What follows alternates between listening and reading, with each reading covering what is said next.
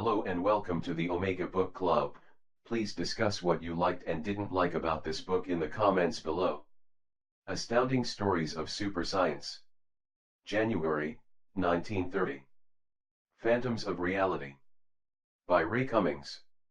The office room faded. I was lying on another floor. New walls sprang around me.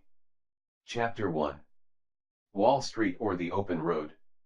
Red sensuous knife came up dripping, and the two adventurers knew that chaos and bloody revolution had been unleashed in that shadowy kingdom of the fourth dimension. When I was some 15 years old, I once made the remark, "Why, that's impossible."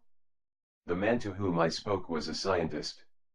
He replied gently, "My boy, when you are grown older and wiser you will realize that nothing is impossible."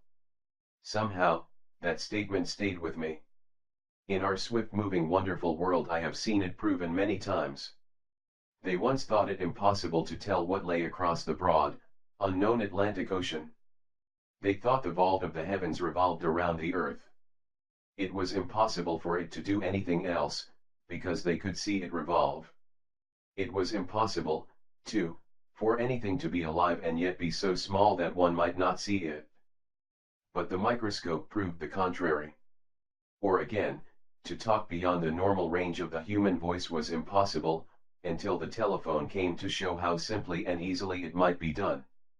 I never forgot that physician's remark. And it was repeated to me some 10 years later by my friend, Captain Derek Mason, on that memorable June night of 1929. My name is Charles Wilson. I was 25 that June of 1929.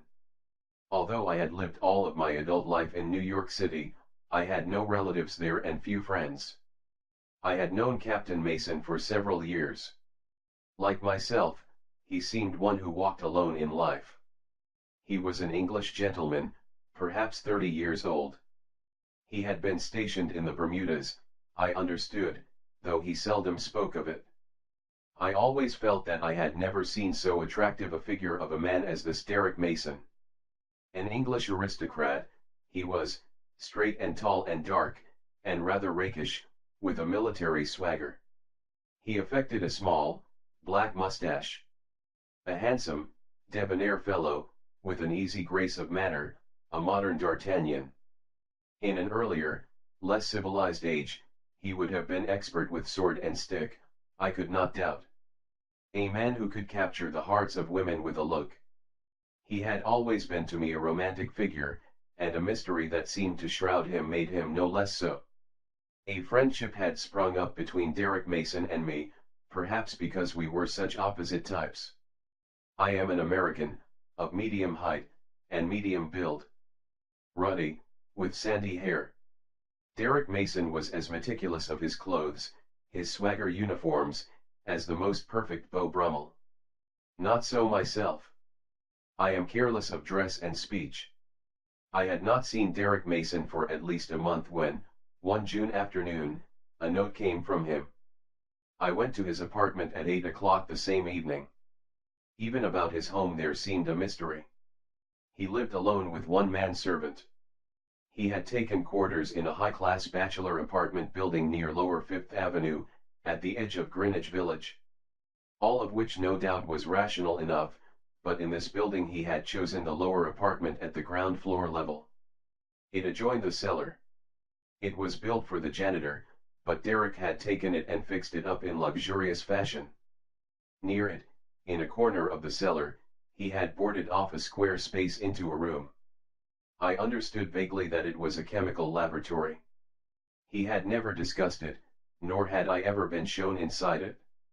Unusual, mysterious enough, and that a captain of the British military should be an experimental scientist was even more unusual. Yet I had always believed that for a year or two Derek had been engaged in some sort of chemical or physical experiment. With all his military swagger he had the precise, careful mode of thought characteristic of the man of scientific mind. I recall that when I got his note with its few sentences bidding me come to see him, I had a premonition that it marked the beginning of something strange. As though the portals of a mystery were opening to me. Nothing is impossible. Nevertheless, I record these events into which I was plunged that June evening with a very natural reluctance. I expect no credibility. If this were the year 2000, my narrative doubtless would be tame enough. Yet in 1929 it can only be called a fantasy. Let it go at that. The fantasy of today is the sober truth of tomorrow. And by the day after, it is a mere platitude. Our world moves swiftly. Derek received me in his living room. He admitted me himself. He told me that his manservant was out. It was a small room, with leather-covered easy chairs, rugs on its hardwood floor, and sober brown portieres at its door and windows. A brown parchment shade shrouded the electrolier on the table. It was the only light in the room. It cast its mellow sheen upon Derek's lean graceful figure as he flung himself down and produced cigarettes. He said, "Charlie, I want a little talk with you. I've something to tell you, something to offer you." He held his lighter out to me, with its tiny blue alcohol flame under my cigarette. And I saw that his hand was trembling. "But I don't understand what you mean," I protested. He retorted, "I'm suggesting that you might be tired of being a clerk in a brokerage office. Tired of this humdrum world that we call civilization. Tired of Wall Street." "I am, Derek." "Heavens, that's true enough." His eyes held me. He was smiling half whimsically, his voice was only half serious. Yet I could see, in the smoldering depths of those luminous dark eyes, a deadly seriousness that belied his smiling lips and his gay tone. He interrupted me with, "And I offer you a chance for deeds of high adventuring. The romance of danger, of pitting your wits against villainy to make right triumph over wrong, and to win for yourself power and riches and perhaps a fair lady." "Derek, you talk like a swashbuckler of the Middle Ages." I thought he would grin, but he turned suddenly solemn. "I'm offering to make you henchman to a king, Charlie." "King of what? Where?" He spread his lean brown hands with a gesture. He shrugged. "What matter? If you seek adventure, you can find it somewhere. If you feel the lure of romance, it will come to you." I said, "Henchman to a king." But still he would not smile. "Yes. If I were king." "I'm serious." "Absolutely. In all this world there is no one who cares a damn about me. Not in this world, but—" He checked himself. He went on, "You are the same. You have no relatives." "No. None that ever think of me. Nor a sweetheart. Or have you?" "No," I smiled. "Not yet. Maybe never. But you are too interested in Wall Street to leave it for the open road." He was sarcastic now. "Or do you fear deeds of daring? Do you want to right a great wrong? Rescue an oppressed people, overturn the tyranny of an evil monarch, and put your friend and the girl he loves upon the throne? Or do you want to go down to work as usual in the subway tomorrow morning? Are you afraid that in this process of becoming henchman to a king you may perchance get killed?" I matched his caustic tone. "Let's hear it, Derek." Chapter 2. The Challenge of the Unknown. Incredible. Impossible. I did not say it, though my thoughts were written on my face, no doubt. Derek said quietly, "Difficult to believe, Charlie." "Yes. But it happens to be true. The girl I love is not of this world, but she lives nevertheless. I have seen her, talked with her. A slim little thing, beautiful." He sat staring. "This is nothing supernatural, Charlie. Only the ignorant savages of our past called the unknown the unusual supernatural. We know better now." I said, "This girl." He gestured. "As I told you, I have for years been working on the theory that there is another world, existing here in this same space with us. The fourth dimension. Call it that you like. I have found it, proved its existence. And this girl, her name is Hope, lives in it. Let me tell you about her and her people." "Shall I?" My heart was pounding so that it almost smothered me. Yes, Derek. She lives here, in this space we call New York City. She and her people use the same space at the same time that we use it. A different world from ours, existing here now with us. Unseen by us. And we are unseen by them. A different form of matter, Charlie. As tangible to the people of the other realm as we are to our own world. Humans like ourselves. He paused, but I could find no words to fill the gap. And presently he went on. Hope's world, CO existing here with us, is dependent upon us. They speak what we call English. They shadow us. I murmured, phantoms of reality. Yes. A world very like ours. But primitive, where ours is civilized. He paused again. His eyes were staring past me as though he could see through the walls of the cellar room into great reaches of the unknown. What a strange mixture was this Derek Mason. What a strange compound of the cold reality of the scientist and the fancy of the romantic dreamer. Yet I wonder if that is not what science is. There is no romantic lover gawping at the moon who could have more romance in his soul, or see in the moonlit eyes of his loved one more romance than the scientist finds in the wonders of his laboratory. Derek went on slowly. A primitive world, primitive nation, primitive passions. As I see it now, Charlie, as I know it to be, it seems as though perhaps Hope's world is merely a replica of ours, stripped to the primitive. As though it might be the naked soul of our modern New York, ourselves as we really are, not as we pretend to be. He roused himself from his reverie. Hope's nation is ruled by a king. An emperor, if you like. A monarch, beset with the evils of luxury and ease, and wine and women. He is surrounded by his nobles, the idle aristocracy, by virtue of their birth proclaiming themselves of too fine a clay to work. The crimson nobles, they are called. Because they affect crimson cloaks, and their beautiful women, voluptuous, sex-mad, are wont to bedeck themselves in veils and robes of crimson. And there are workers, toilers they call them. Oppressed, downtrodden toilers, with hate for the nobles and the king smouldering within them. In France there was such a condition, and the bloody revolution came of it. It exists here now. Hope was born in the ranks of these toilers, but has risen by her grace and beauty to a position in the court of this graceless monarch. He leaped from his chair and began pacing the room. I sat silent, staring at him. So strange a thing. Impossible. I could not say that. I could only say, incredible to me. And as I framed the thought I knew its increased edibility was the very measure of my limited intelligence, my lack of knowledge.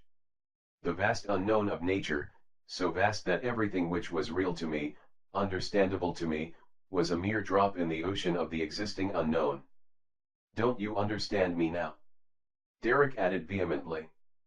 I'm not talking fantasy. Cold reality. I've found a way to transport myself and you into this different state of matter, into this other world. I've already made a test. I went there and stayed just for a few moments, a night or so ago.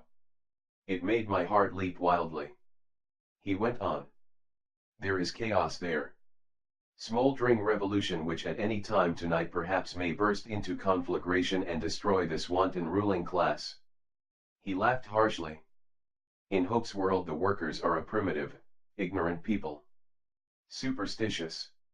Like the peons of Mexico, they're all primed and ready to shout for any leader who sets himself up. My chance our chance. He suddenly stopped his pacing and stood before me. Don't you feel the lure of it? The open road. The road is straight before me and the red gods call for me. I'm going, Charlie. Going tonight and I want you to go with me. Will you? Would I go? The thing leaped like a menacing shadow risen solidly to confront me. Would I go?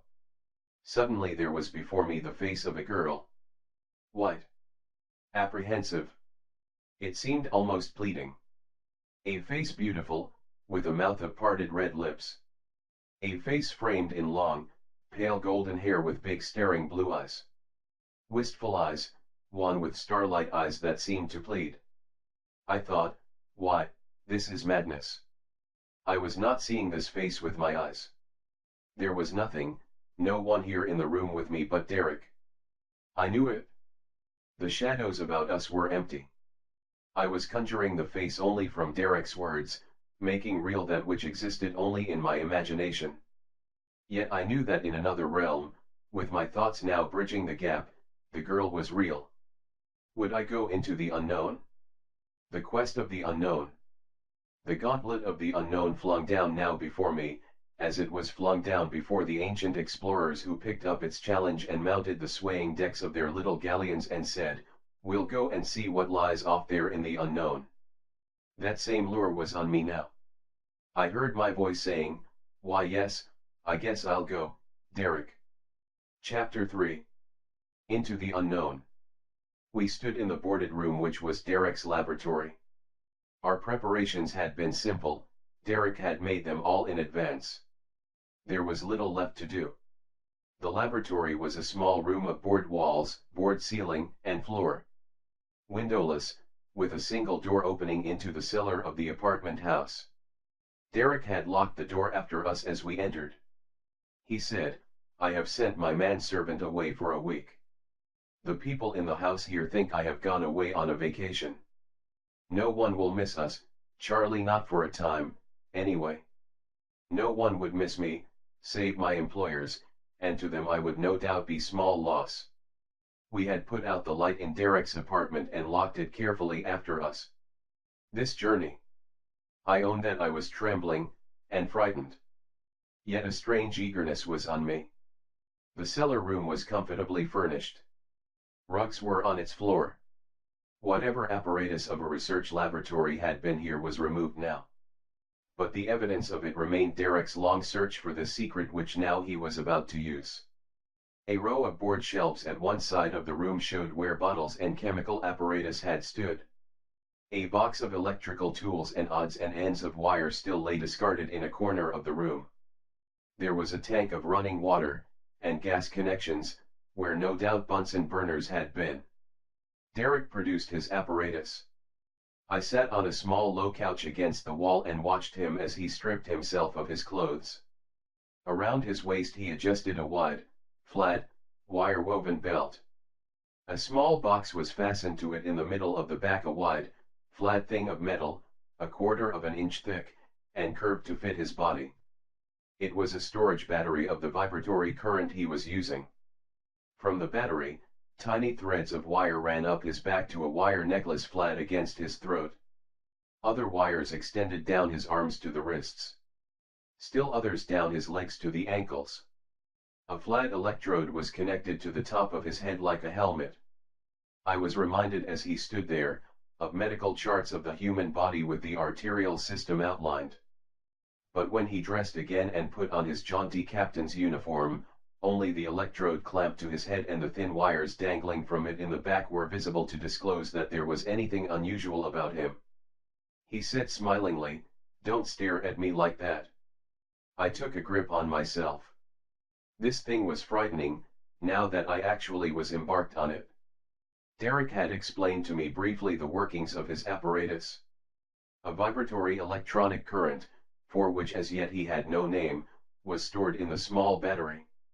He had said, "There's nothing incomprehensible about this, Charlie. It's merely a changing of the vibration rate of the basic substance out of which our bodies are made. Vibration is the governing factor of all states of matter. In its essence what we call substance is wholly intangible. That is already proven. A vortex. A whirlpool of nothingness. It creates a pseudo-substance which is the only material in the universe. And from this, by vibration, is built the complicated structure of things as we see and feel them to be, all dependent upon vibration. Everything is altered, directly as the vibratory rate is changed. From the most tenuous gas, to fluids to solids throughout all the different states of matter the only fundamental difference is the rate of vibration. I understood the basic principle of this, that he was explaining that now when this electronic current which he had captured and controlled was applied to our physical body, The vibration rate of every smallest and most minute particle of our physical being was altered. There is so little in the vast scale of natural phenomena of which our human senses are cognizant. Our eyes see the colors of the spectrum, from red to violet. But a vast invisible world of color lies below the red of the rainbow. Physicists call it the infrared. And beyond the violet, another realm, the ultraviolet. With sound it is the same. Our audible range of sound is very small. There are sounds with too slow a vibratory rate for us to hear, and others too rapid. The differing vibratory rate from most tenuous gas to most substantial solid is all that we can perceive in this physical world of ours. Yet of the whole, it is so very little. This other realm to which we were now going lay in the higher, more rapid vibratory scale. To us, by comparison, a more tenuous world, a shadow realm. I listened to Derek's words, but my mind was on the practicality of what lay ahead. An explorer, standing upon his ship, may watch his men bending the sails, raising the anchor, but his mind flings out to the journey's end. We were soon ready. Derek wore his jaunty uniform, I wore my ordinary business suit. A magnetic field would be about us, so that in the transition anything in fairly close contact with our bodies was affected by the current. Derek said, "I will go first, Charlie." But, Derek, a fear, greater than the trembling I had felt before, leaped at me. Left here alone, with no one on whom to depend. He spoke with careful casualness, but his eyes were burning me. "Just sit there, and watch. When I am gone, turn on the current as I showed you and come after me. I'll wait for you." "Where?" I stammered. He smiled faintly. "Here. Right here. I'm not going away. Not going to move. I'll be here on the couch waiting for you." Terrifying words. He had lowered the couch, bending out its short legs until the frame of it rested on the board floor. He drew a chair up before it and seated me. He sat down on the couch. He said, "Oh, one other thing. Just before you start, put out the light. We can't tell how long it will be before we return." Terrifying words. His right hand was on his left wrist where the tiny switch was placed. He smiled again. "Good luck to us, Charlie. Good luck to us. The open road, the unknown." I sat there staring. He was partly in shadow. The room was very silent. Derek lay propped up on one elbow. His hand through the tiny switch. There was a breathless moment. Derek's face was set and white, but no whiter than my own, I was sure. His eyes were fixed on me. I saw him suddenly quiver and twitch a little. I murmured, "Derek." At once he spoke, to reassure me. "I'm all right, Charlie." That was just the first feel of it. There was a faint quivering throb in the room, like a tiny distant dynamo throbbing. The current was surging over Derek, his legs twitched. A moment. The faint throbbing intensified. No louder, but rapid, infinitely more rapid. A tiny throb, an aerial whine, faint as the whirring wings of a humming bird. It went up the scale, ascending in pitch, until presently it was screaming with an aerial microscopic voice. But there seemed no change in Derek. His uniform was glowing a trifle, that was all. His face was composed now, he smiled, but did not speak. His eyes roved away from me, as though now he were seeing things that I could not see. Another moment. No change. Why, what was this? I blinked, gasped. There was a change. My gaze was fastened upon Derek's white face. White? It was more than white now.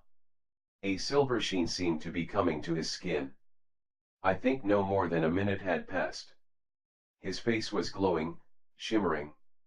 A transparent look was coming to it, a thinness, a sudden unsubstantiality. He dropped his elbow and lay on the couch, stretched at full length at my feet. His eyes were staring. And suddenly I realized that the face that held those staring eyes was erased. A shimmering apparition of Derek was stretched here before me. I could see through it now. Beneath the shimmering, blurred outlines of his body I could see the solid folds of the couch cover. A ghost of Derek here. An apparition fading, dissipating. A gossamer outline of him, imponderable, intangible. I leaped to my feet, staring down over him. Derek. The shape of him did not move. Every instant it was more vaporous, more unreal.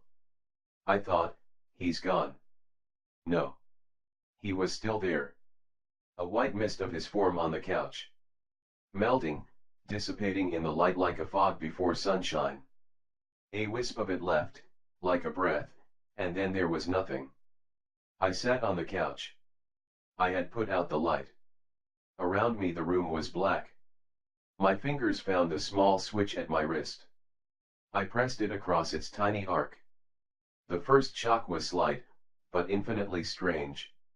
A shuddering, twitching sensation ran all over me. It made my head reel, swept a wave of nausea over me, a giddiness, a feeling that I was falling through darkness. I lay on the couch, bracing myself. The current was winding up its tiny scale. I could feel it now. A tiny throbbing, communicating itself to my physical being. And then in a moment I realized that my body was throbbing. The vibration of the current was communicating itself to the most minute cells of my body. An indescribable tiny quivering within me. Strange, frightening, sickening at first. But the sickness passed, and in a moment I found it almost pleasant. I could see nothing. The room was wholly dark. I lay on my side on the couch, my eyes staring into the blackness around me. I could hear the humming of the current, and then it seemed to fade. Abruptly I felt a sense of lightness. My body, lying on the couch, pressed less heavily. I gripped my arm. I was solid, substantial as before. I touched the couch. It was the couch which was changing, not I. The couch cover queerly seemed to melt under my hand. The sense of my own lightness grew upon me. A lightness, a freedom, pressed me, as though chains and shackles which all my life had encompassed me were falling away. A wild, queer freedom. I wondered where Derek was. Had I arrived in the other realm? Was he here? I had no idea how much time had passed, a minute or two, perhaps. Or was I still in Derek's laboratory? The darkness was as solid, impenetrable as ever. No, not quite dark. I saw something now. A glowing, misty outline around me. Then I saw that it was not the new, unknown realm, but still Derek's room. A shadowy, spectral room, and the light, which dimly illumined it, was from outside. I lay puzzling, my own situation forgotten for the moment. The light came from overhead, in another room of the apartment house. I stared. Around me now was a dim vista of distance, and vague, blurred, misty outlines of the apartment building above me. The shadowy world I had left now lay bare. There was a moment when I thought I could see far away across a spectral city street. The shadows of the great city were around me. They glowed, and then were gone.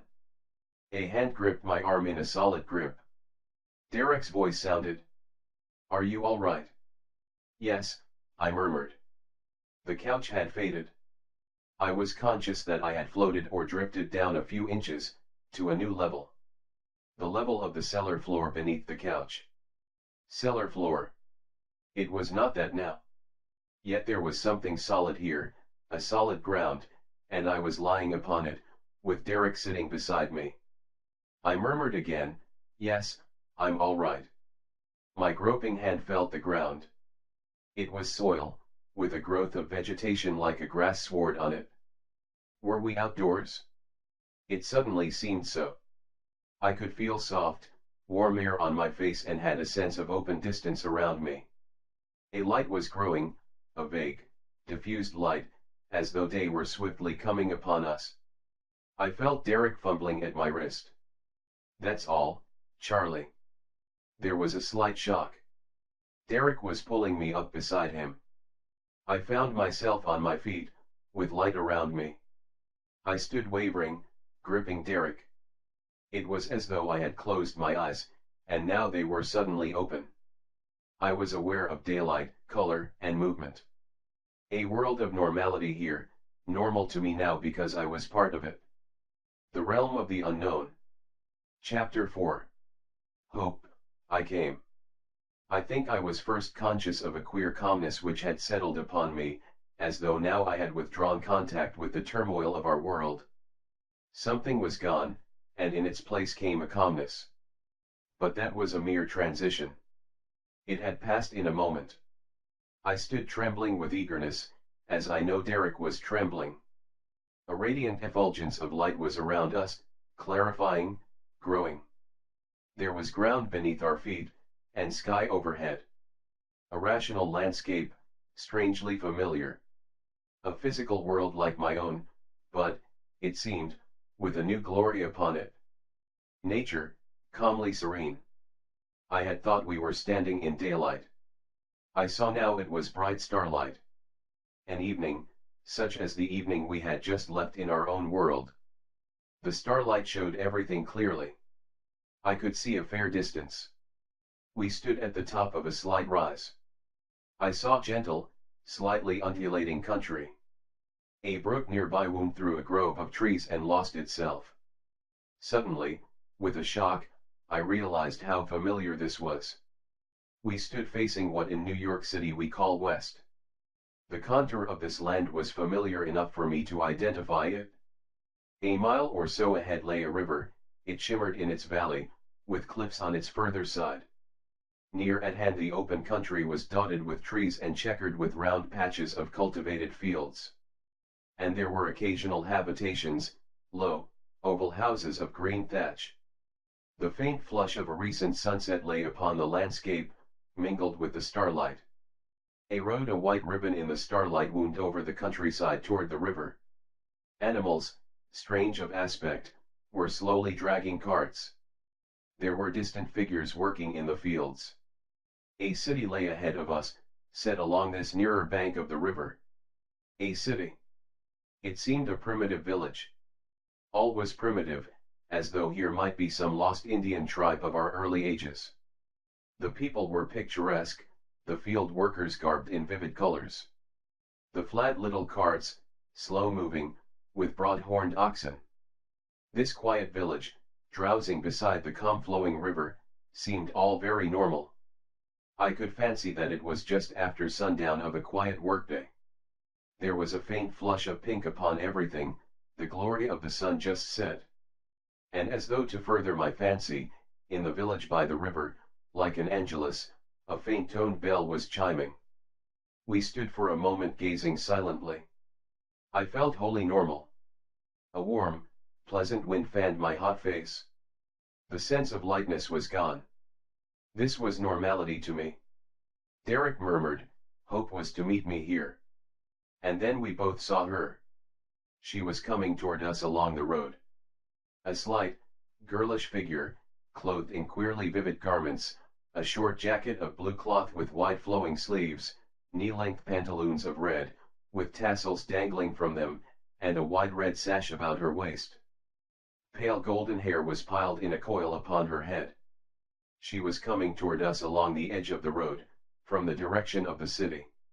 She was only a few hundred feet from us when we first saw her, coming swiftly, furtively it seemed.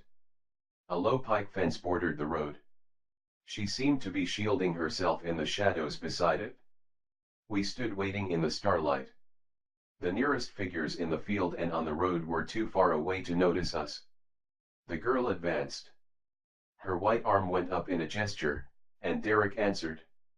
She left the road, crossing the field toward us. As she came closer, I saw how very beautiful she was.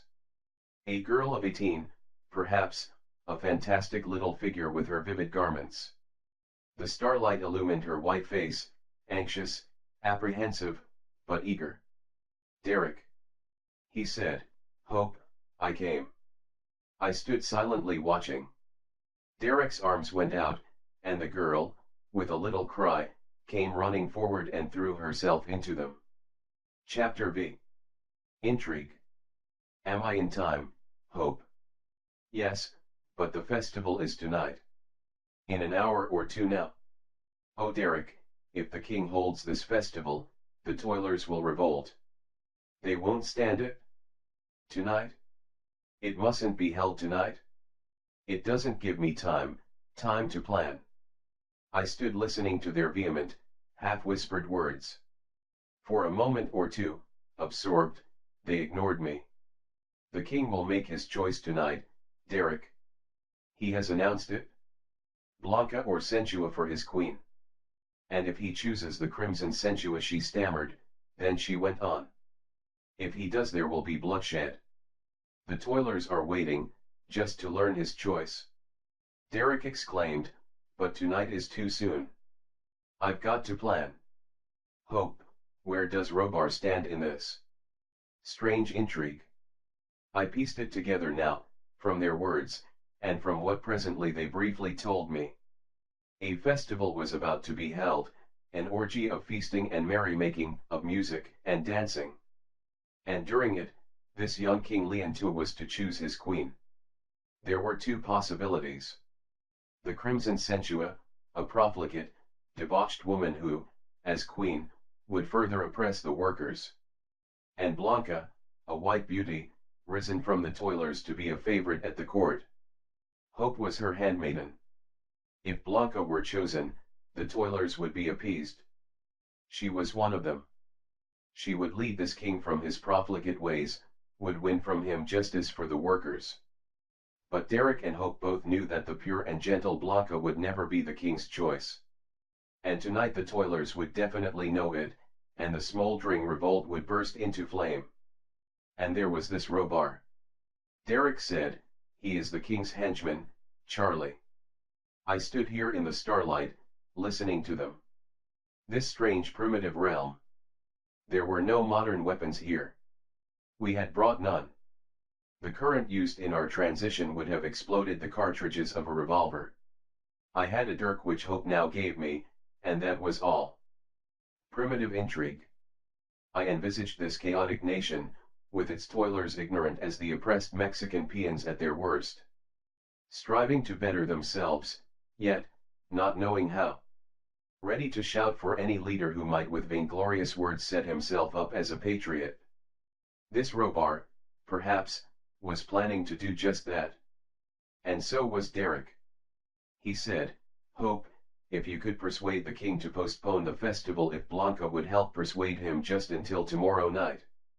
I can try, Derek. But the festival is planned for an hour or two from now. Where is the king? In his palace, near the festival gardens. She gestured to the south. My mind went back to New York City. This hillock, where we were standing in the starlight beside a tree, was in my world about 5th Avenue and 16th Street. The King's Palace, the festival garden, stood down at the Battery, where the rivers met in the broad water of the harbor. Derek was saying, we haven't much time, can you get us to the palace? Yes. I have a cart down there on the road. And the cloaks for Charlie and me? Yes. Good. Said Derek. We'll go with you. It's a long chance, he probably won't postpone it. If he does not, we'll be among the audience. And when he chooses the red Sensuo? She shuddered. Oh, Derek, and I thought I heard her whisper, oh, Alexander, and I saw his finger go to his lips. His arm went around her. She huddled, small as a child against his tall, muscular body. He said gently, don't be afraid, little Hope. His face was grim, his eyes were gleaming. I saw him suddenly as an instinctive military adventurer. An anachronism in our modern New York City. Born in a wrong age. But here in this primitive realm he was at home. I plucked at him. How can we dare plunge into this thing? Hidden with cloaks, yes. But you talk of leading these toilers. He cast Hope away and confronted me. I can do it. You'll see, Charlie. He was very strangely smiling. You'll see. But I don't want to come into the open right away. Not tonight. But if we can only postpone this accursed festival. We had been talking perhaps 5 minutes. We were ready now to start away. Derek said. Whatever comes, Charlie, I want you to take care of Hope. Guard her for me, will you? I said, yes, I will try to. Hope smiled as she held out her hand to me. I will not be afraid, with Derek's friend. Her English was of different intonation from our own, but it was her native language, I could not doubt. I took her cold, slightly trembling hand. Thank you, Hope. Her eyes were misty with starlight. Tender eyes, but the tenderness was not for me. Yes, I repeated. You can depend upon me, Derek.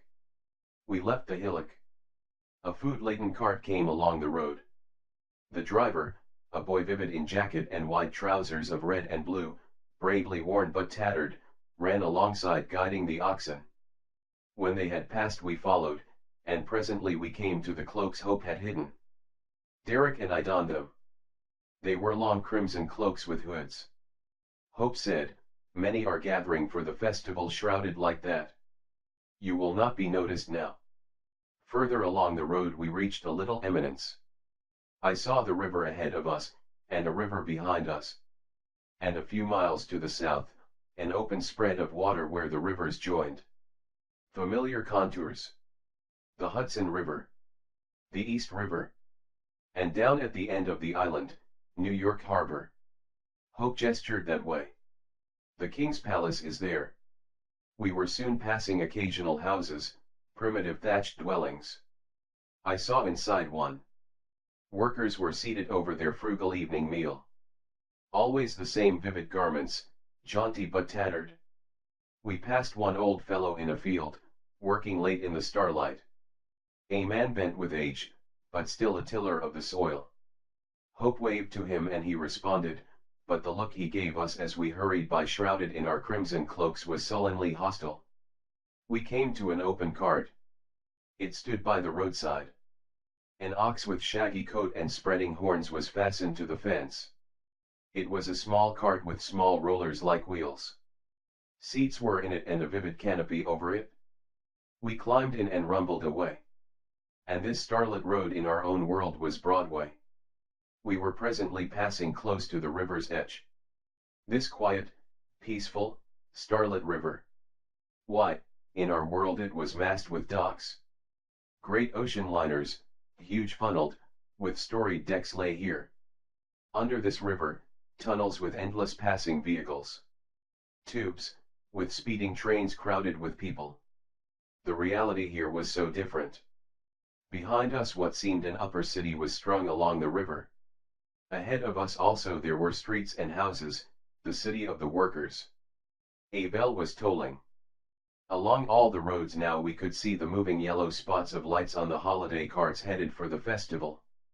And there were spots of yellow torchlight from boats on the river. We soon were entering the city streets. Narrow dirt streets they were, with primitive shacks to the sides. Women came to the doorways to stare at our little cart rumbling hastily past. I was conscious of my crimson cloak, and conscious of the sullen glances of hate which were flung at it from every side, here in this squalid, forlorn section where the workers lived. Along every street now the carts were passing, converging to the south. They were filled, most of them, with young men and girls, all in gaudy costumes. Some of them, like ourselves, were shrouded in crimson cloaks. The carts occasionally were piled with flowers. As one larger than us, and moving faster rumbled by, a girl in it stood up and pelted me with blossoms. She wore a crimson robe, but it had fallen from her shoulders.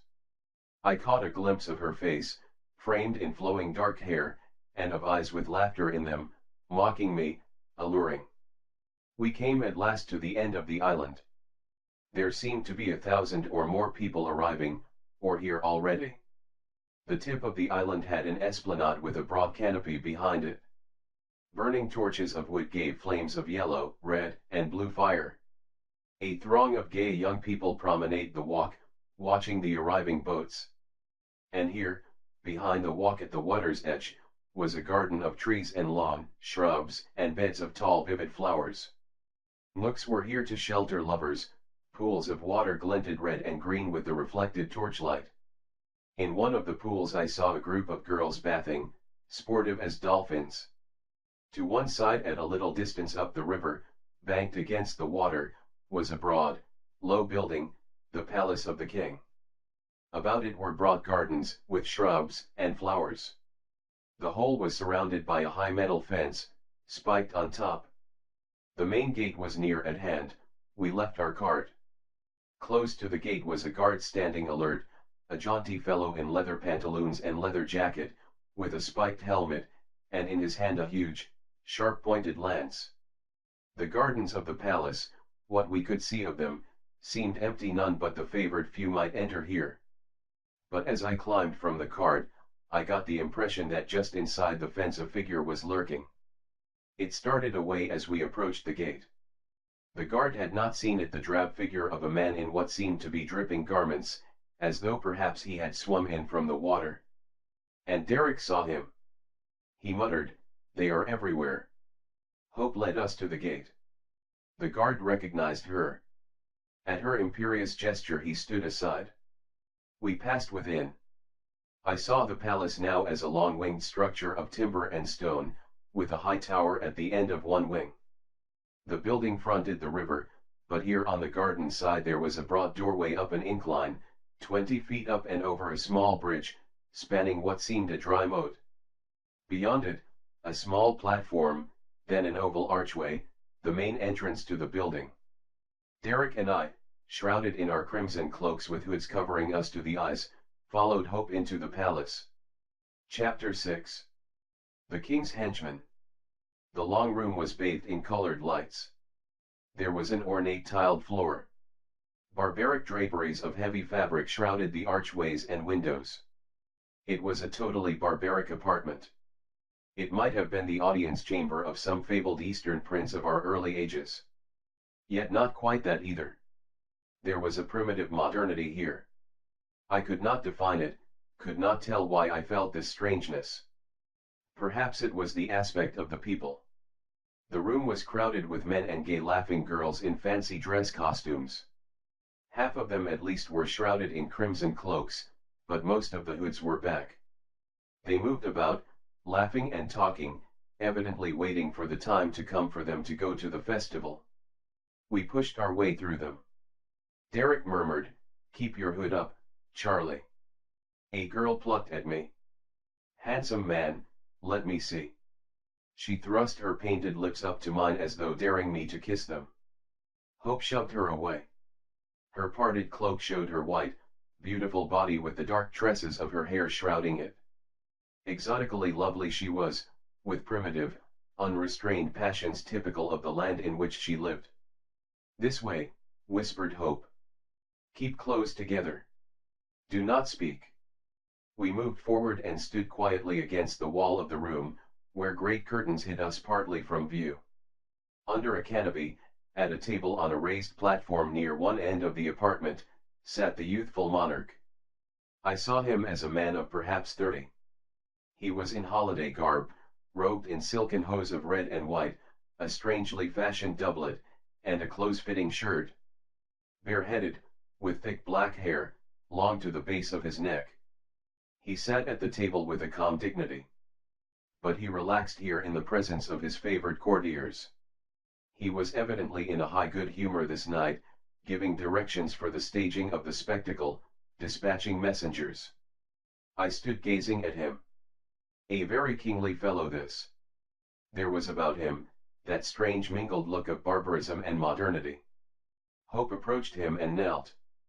Derek and I could hear their voices, although the babble of the crowd went on. "My little Hope, what is it?"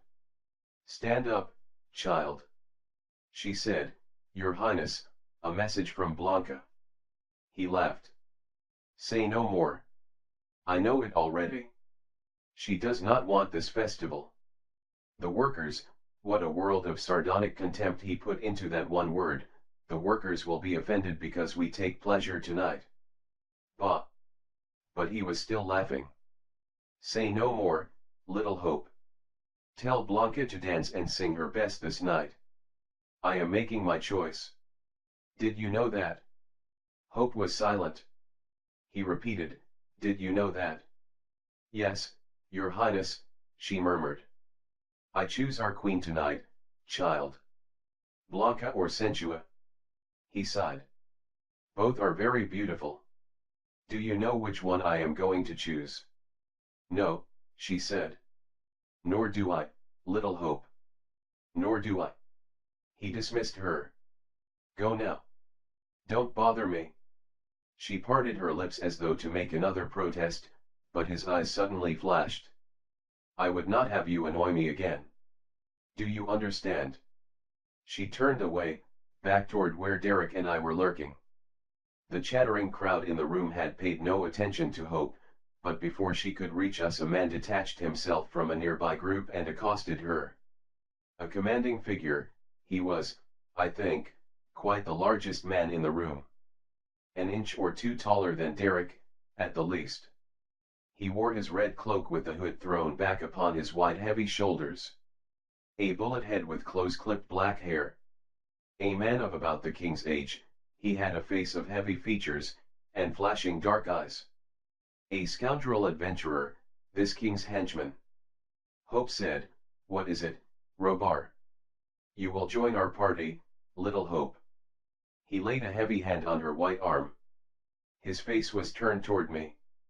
I could not miss the gleaming look in his eyes as he regarded her. No, she said. It seemed that he twitched at her, but she broke away from him. Anger crossed his face, but the desirous look in his eyes remained. You are very bold, Hope, to spurn me like this. He had lowered his voice as though fearful that the king might hear him. Let me alone, she said. She darted away from him, but before she joined us she stood waiting until he turned away. No use, Hope whispered. There is nothing we can do here. You heard what the king said and the festival is already begun. Derek stood a moment, lost in thought. He was gazing across the room to where Robar was standing with a group of girls. He said at last. Come on, Charlie. We'll watch this festival. This damn fool king will choose the red Sensuo. He shrugged. There will be chaos. We shoved our way from the room, went out of the main doorway and hurried through the gardens of the palace. The red-cloaked figures were leaving the building now for the festival grounds. We waited for a group of them to pass so that we might walk alone. As we neared the gate, passing through the shadows of high-flowered shrubs, a vague feeling that we were being followed shot through me.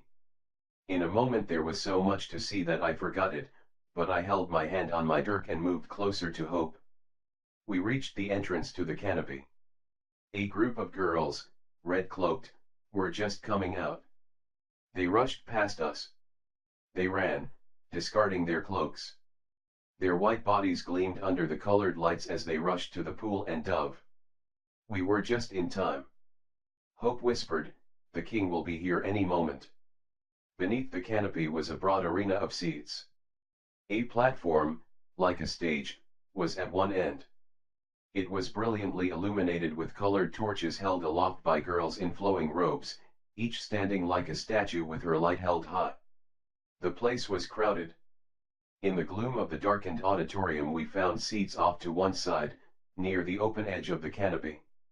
We sat, with Hope between us. Derek whispered, Shakespeare might have staged a play in a fashion like this. A primitive theatrical performance. There was no curtain for interlude between what might have been the acts of a vaudeville. The torch girls, like pages, ranged themselves in a line across the front of the stage. They were standing there as we took our seats. The vivid glare of their torches concealed the stage behind them. There was a few moments' wait, then, amid hushed silence, the king with his retinue came in. He sat in a canopied box off to one side. When he was seated, he raised his arm and the buzz of conversation in the audience began again. Presently the page girls moved aside from the stage. The buzz of the audience was stilted. The performance, destined to end so soon in tragedy, now began. Chapter 7. The Crimson Murderess. Hope murmured. The three-part music comes first. There will first be the spiritual. An orchestra was seated on the stage in a semicircle. It was composed of men and women musicians, and there seemed to be over 100 of them. They sat in three groups. The center group was about to play. In a solemn hush the leaderless choirs, with all its players garbed in white, began its first faint note. I craned to get a clear view of the stage. This white choir seemed almost all woodwind. There were tiny pipes in little series such as Pan might have used. Flutes, and flageolets, and round-bellied little instruments of clay, like ocarinas. And pitch pipes, long and slender as a marsh reed. In a moment I was lost in the music. It began softly, with single muted notes from a single instrument, echoed by the others, running about the choir like a will-o'-the-wisp. It was faint, as though very far away, made more sweet by distance. And then it swelled, came nearer. I had never heard such music as this. Primitive. It was not that. Nor barbaric. Nothing like the music of our ancient world. Nor was it what I might conceive to be the music of our future. A thing apart, unworldly, ethereal. It swept me, carried me off, it was an exaltation of the spirit lifting me. It was triumphant now. It surged, but there was in its rhythm, the beat of its every instrument, nothing but the soul of purity. And then it shimmered into distance again, faint and exquisite music of a dream. Crooning, pleading, the speech of whispering angels. It ceased. There was a storm of applause. I breathed again. Why, this was what music might be in our world but was not. I thought of our blaring jazz. Hope said, now they play the physical music. Then Sensual will dance with Blanca. We will see then which one the king chooses. On the stage all the torches were extinguished save those which were red. The arena was darker than before. The stage was bathed with a deep crimson. Music of the physical senses. It was, indeed, no more like the other choir than is the body to the spirit. There were stringed instruments playing now, deep-toned, singing zithers, and instruments of rounded, swelling bodies, like great viols with sensuous, throbbing voices. Music with a swift rhythm, marked by the thump of hollow gourds. It rose with its voluptuous swell into a paean of abandonment, and upon the tide of it, the crimson Sensual flung herself upon the stage. She stood motionless for a moment that all might regard her. The crimson torchlight bathed her, stained crimson the white flush of her limbs, her heavy shoulders, her full, rounded throat. A woman in her late 20s. Voluptuous of figure, with crimson veils half hiding, half revealing it. A face of coarse, sensuous beauty. A face wholly evil, and it seemed to me wholly debauched. Dark eyes with beaded lashes. Heavy lips painted scarlet. A pagan woman of the streets. One might have encountered such a woman swaggering in some ancient street of some ancient city, flaunting the finery given her by a rich and profligate Eastern prince. She stood a moment with smoldering, passion-filled eyes, gazing from beneath her lowered lids. Her glance went to the king's canopy, and flashed a look of confidence, of triumph. The king answered it with a smile. He leaned forward over his railing, watching her intently. With the surge of the music she moved into her dance. Slowly she began, quite slowly. A posturing and swaying of hips like a nautch girl. She made the rounds of the musicians, leering at them. She stood in the whirl of the music, almost ignoring it, stood at the front of the stage with a gaze of slumberous, insolent passion flung at the king. A knife was in her hand now. She held it aloft. The red torchlight caught its naked blade. With shuddering fancy I seemed to see it dripping crimson. She frowned, and struck it at a phantom lover. She backed away. She stooped and knelt. She knelt and seemed with her empty arms to be caressing a murdered lover's head. She kissed him, rained upon his dead lips her macabre kisses. And then she was up on her bare feet, again circling the stage. Her anklets clanked as she moved with the tread of a tigress. The musicians shrank from her waving blade. A girl in white veils was suddenly disclosed standing at the back of the stage. Derek whispered, "Is that Blanca?" "Yes," whispered Hope. Blanca stood watching her rival. The crimson sensual passed her, took her suddenly by the wrist, drew her forward. For an instant I thought it might have been rehearsed. I saw Blanca as a slim, gentle girl in white, with a white headdress. A dancer who could symbolize purity, now in the grip of red passion. An instant, and then horror struck us. And I could feel it surge over the audience. A gasp of horror. The frightened girl in white tried to escape. The musicians wavered and broke. I stared, stricken, with freezing blood. Upon the stage the knife went swiftly up, it came down, then up again. The red sensuous stood gloating. The knife she waved aloft was truly dripping crimson now. With a choked, gasping scream the white girl of the toilers crumpled and fell. She lay motionless, at the feet of the crimson murderess. Chapter 8. Why, this is treason. There was a gasp. The audience sat frozen. On the stage, with no one lifting a hand to stop her, the crimson murderess made a leap and vanished. A moment, and then the spell broke. A girl in the audience screamed. Someone moved to stand up and overturned a seat with a crash. The amphitheater under the canopy broke into a pandemonium. Screams and shouts, crashing of seats, screaming, frightened people struggling to get out of the darkness. The torches on the stage were dropped and extinguished. The darkness leaped upon us. Derek and I were gripping Hope. We were struck by a bench flung backward from in front. People were rushing at us. We were swept along in the panic of the crowd. I heard Derek shout, "We must keep together." We fought, but we were swept backward. We found ourselves outside the canopy. Torchlight was here. It glimmered on the pool of water. People were everywhere rushing past us, some one way, some another.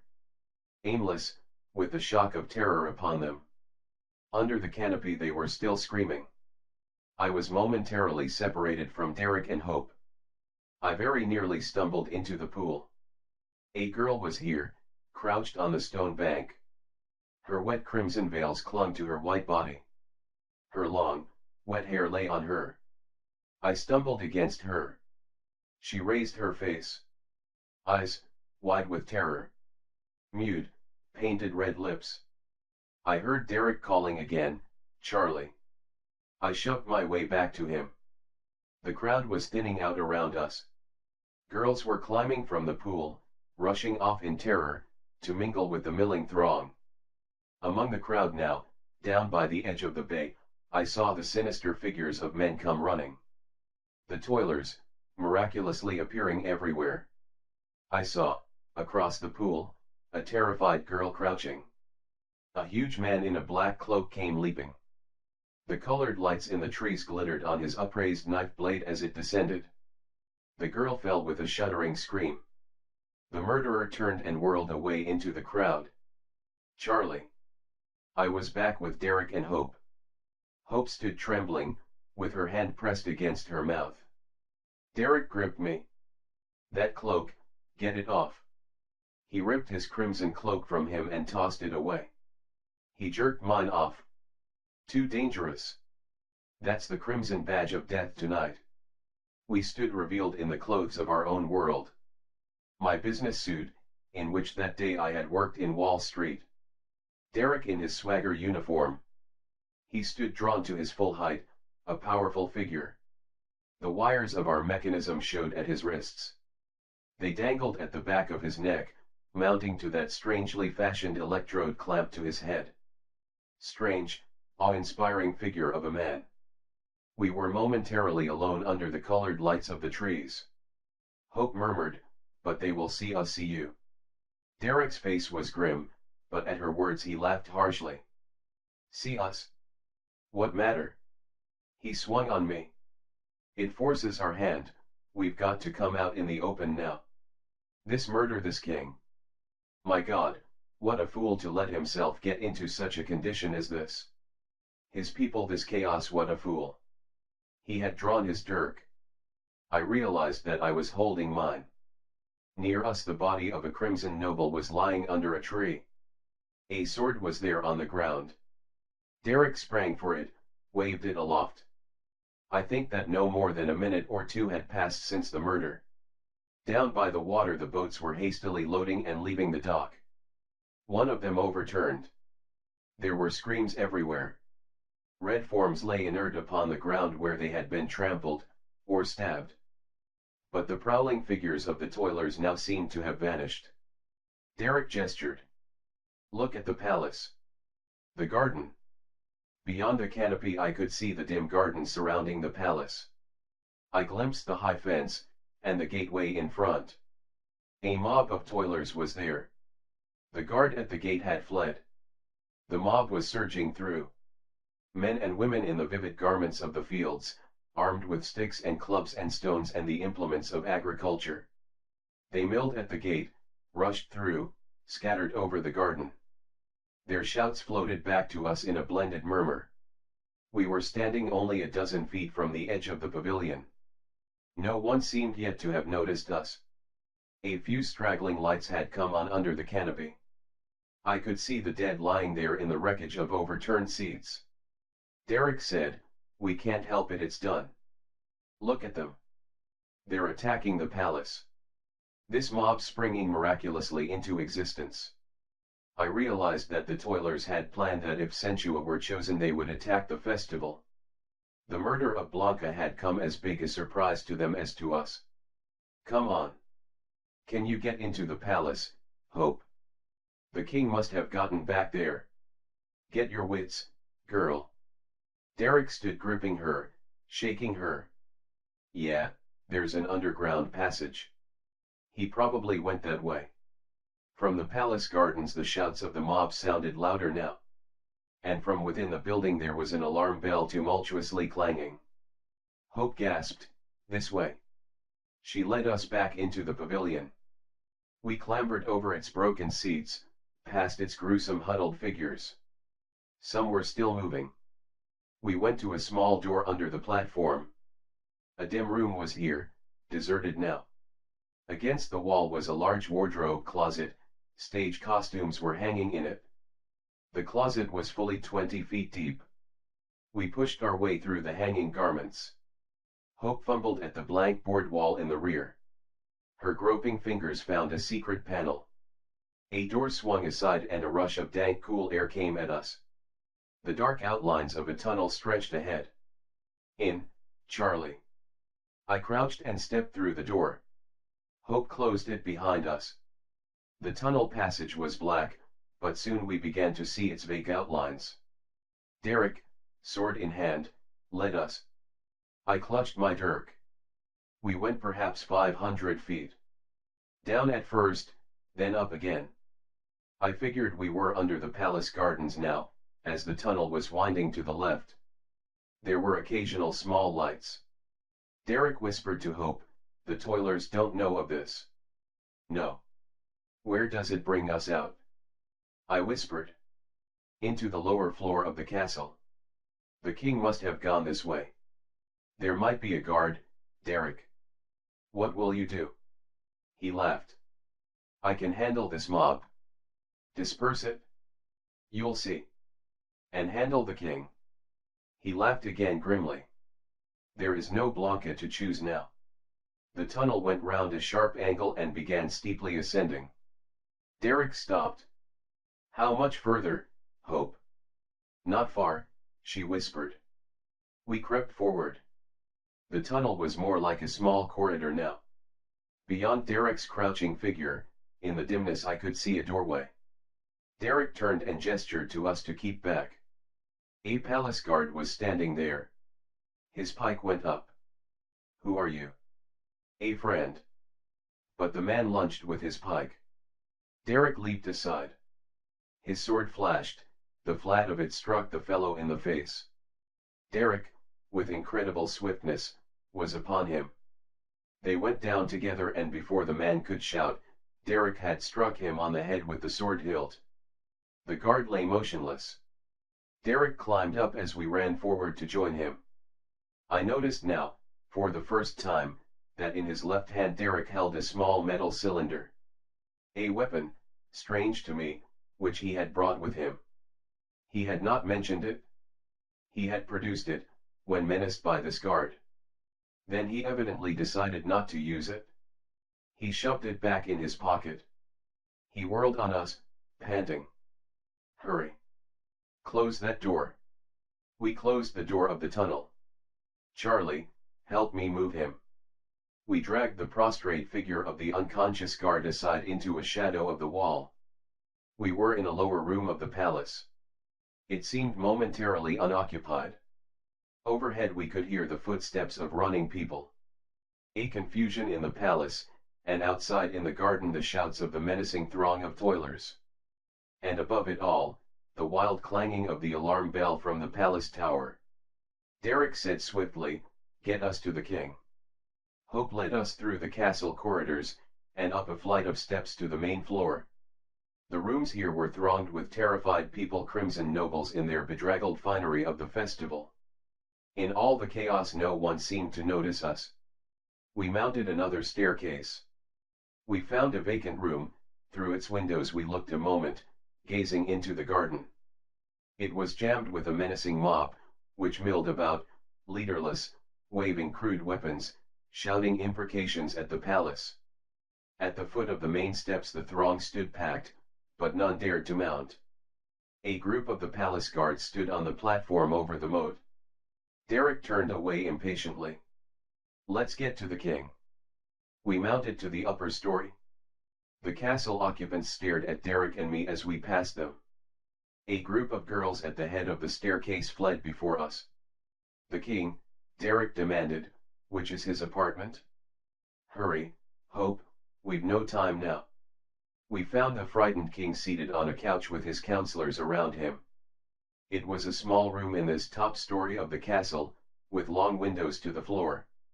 I saw that they gave onto a balcony which overlooked the gardens. There were perhaps 20 or 30 people huddled in the room.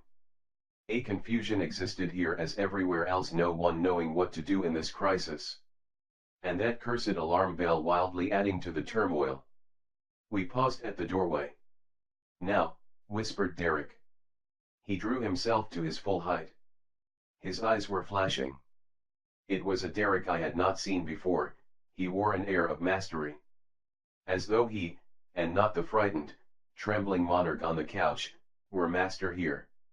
And as I stared at him that instant in this primitive chaotic environment, the power of him swept me.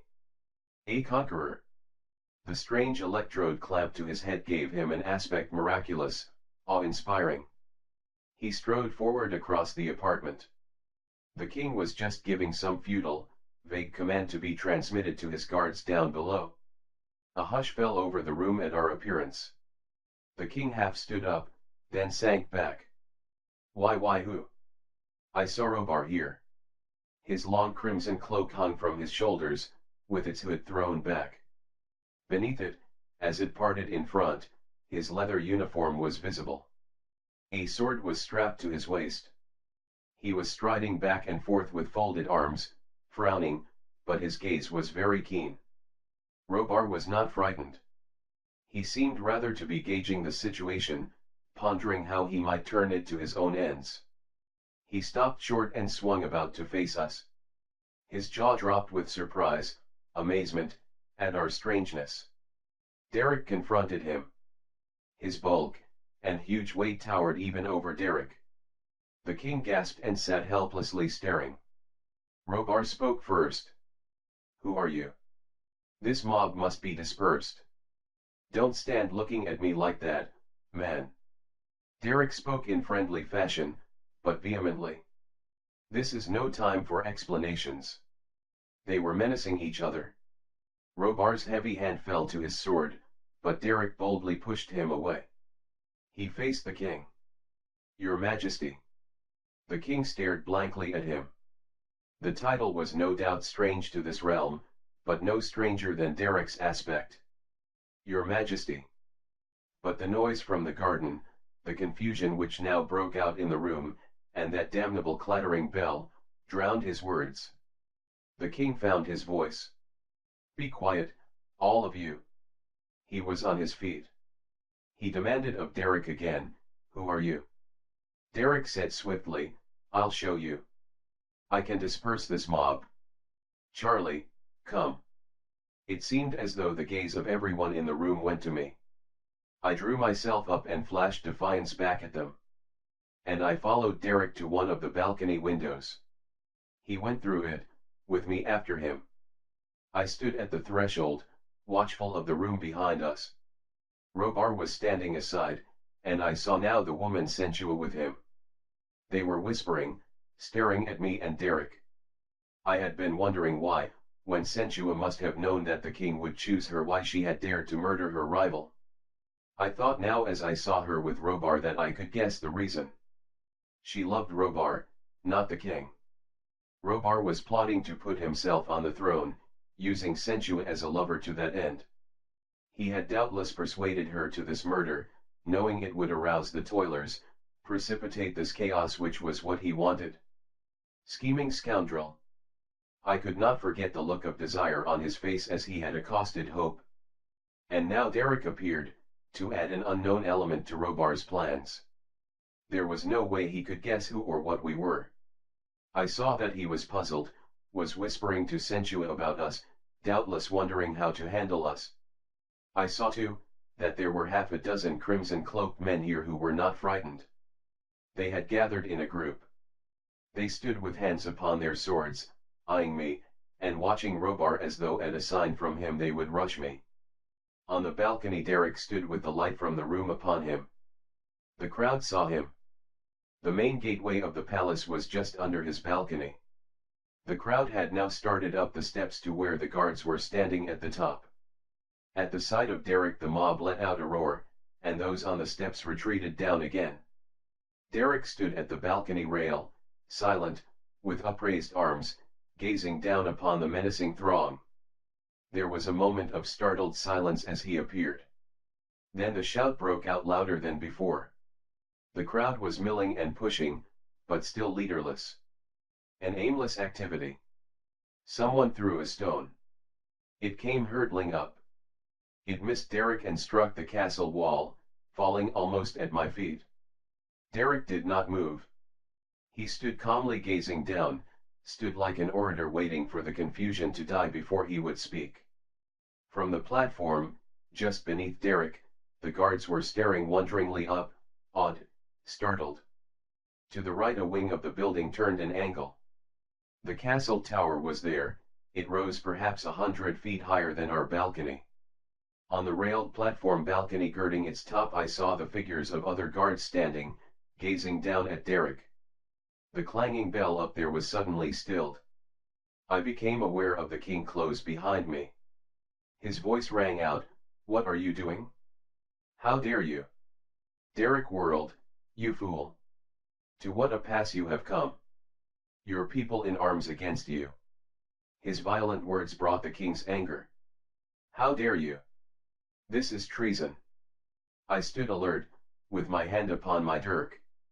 There would be conflict here, I felt that we could not hold it off more than a moment longer. My mind leaped to that metal cylinder Derek had concealed. A weapon? Then why did he not have it out now? His eyes were flashing. The aspect of power, of confidence, upon him was unmistakable. It heartened me. I took a step toward him. He smiled faintly. "Wait, Charlie." The king gasped again. "How dare you? Why, this is treason. Robar, seize him." Hope was beside me, her eyes watching the room. Robar came striding forward. Derek rasped, "You perhaps have some sense. Lead His Majesty away. Take care of him until this is over." They stood with crossing glances. And upon Robar's face a look, queerly sinister, had come. A smile, sardonic. He said abruptly to the king, "I think we should let him have his way." "What harm?" He gestured and Sensuo came forward. The crimson murderess. Her voluptuous figure was shrouded in a crimson cloak. Her heavy painted lips smiled at the king. Her rounded white arms went over his shoulders. "Lian Tu, do as Robar says. Let this stranger try. It can do no harm." The king yielded to her. I watched as she and Robar urged him through an archway that gave into the adjoining apartment. No wonder Robar was sardonically smiling. Derek had played into his hand. We did not know it then, but we were soon to find it out. Chapter 9. Alexander. Derek turned back to the balcony. It had been a brief interlude. The mob in the garden, the soldiers at the top of the stairway, and the other guards high on the bridge of the tower were all standing gazing. Shouts again arose as Derek appeared. Again he raised his arms. This time his voice rang out. "Silence all of you. I am a friend." Silence. At first they did not heed him, then someone shouted. "Quiet. Listen to him. Let him talk." The crowd was bellowing, and then they ceased. The bell was still. In the hush came Derek's voice. "I am a friend. I come from foreign lands, from distant lands of strange people and strange magic." For answer the crowd shouted and milled in confusion. A stone came up and then another. Derek stood immovable, like a statue gazing down at them. "I command you to disperse." "You will not." "Then look at me. Look at me, all of you. My will is law beyond this king, beyond these palace soldiers, beyond any power you have ever known." Then I knew a part of Derek's purpose. He had pressed the mechanism at his wrist. He stood imperious with upraised arms. The garden was in a tumult, but in a moment it died. A wave of horror swept the crowd. A freezing, incredulous horror. They stood staring, incredulous, silent, swept with a widening wave of horror. The figure of Derek on the balcony was fading, turning luminous. A wraith, a ghost of his menacing shape standing there. It faded until it was almost gone, and then, as he reversed the mechanism, it materialized again. A moment passed, then he stood again solid before them. His voice rang out, "Will you obey me now? I am a friend of the toilers." They were prostrate before him. There is no fear more terrible than the fear of the supernatural. In all of history there has been in our world no worship more abject than the worship and fear of a primitive people for its supernatural God. On the platform beneath the balcony, the palace soldiers stared up, horrified. Then they too were prostrate before Derek's threatening gestures and commanding voice. I stood watching, listening. And suddenly, from the prostrate crowd, a man leaped up. In the silence his amazed voice carried over the garden. "Alexander! It is our Prince Alexander! Our lost prince!" He stood staring at Derek, his arms gesturing to his comrade around him. He shouted it again. "Our rightful king, come back to us! Don't you recognize him? I saw him go. He went like that, fading into a ghost. 10 years ago, when Lian Tu killed his father and would have killed him had he not escaped." The crowd was standing up now. They recognized Derek. There was no doubt of it. The garden was ringing with the tumultuous shouts. "Alexander! Our lost prince has come back to us." My head was whirling with it. Derek, prince of this realm? I could see that it was true. Escaped from here as a young lad, when his throne was usurped. Returning now, a man, to claim his own. And suddenly he turned and flashed me his smile. The din from the garden drowned his words. The crowd was shouting, "Alexander! Our lost prince!" The king's guards on the lower platform stood sullen, confused. I heard footsteps behind me. I whirled around. From the room, the group of Robar's crimson nobles were rushing toward me. Their swords were out. One of them shouted, "Kill them now! We must kill them and have done. There were 5 or 6 men in the group. They were no more than 10 feet away from me. They came leaping. I stood in the window opening, with only my dirk to oppose them. I shouted, "Derek! Derek!" I think I took a step backward. I was out on the balcony. It flashed over me, Derek and I were caught out here. The first of the red-cloaked figures came hurtling through the doorway. I leaped to avoid his sword. I saw the others crowding behind him. Then I felt Derek shove me violently aside. I half fell, but recovered myself at the balcony rail. 5 of the Crimson nobles were on the balcony. Derek confronted them. His aspect made them pause. They stood, with outstretched swords. The garden was silent, the crowd stared up. And in the silence Derek roared. "Get back! All of you, go back inside! Back, or I'll kill you!" In Derek's right hand he held the cylinder outstretched, leveled at the menacing nobles. "Back, I say!" But instead they rushed him. There was a flash. From the cylinder it seemed that a ray spat out, a flash of silver light. It caught the 3 men who were in advance of the others. Their swords dropped with a clatter to the balcony floor. They stood, transfixed. An instant. Derek's silver ray played upon them. Their red cloaks were painted with its silver sheen. They were shimmering. I gasped, staring. The other nobles, beyond the ray, had fallen back. And they too stood staring in horror. Another instant the 3 figures wavered. I saw the face of one of them, with the shock of incredulous horror still upon it. A face turning luminous. A face, erased, with only the staring eyes to mark where it had been. There was a moment when the 3 stricken men stood like shimmering ghosts, with Derek's deadly ray upon them. Then they were gone. It seemed, just as they vanished, that they were falling through the balcony floor. Derek snapped off his ray. He rasped, "Back into that room, I tell you." The remaining nobles fled before him. He turned again to the balcony rail. "My people, yes, I am Alexander. I had not thought you would recognize me so soon. But you are right, the time has come for me to claim my inheritance. And I will rule you justly." His cylinder was still in his hand, he swept a watchful glance behind him.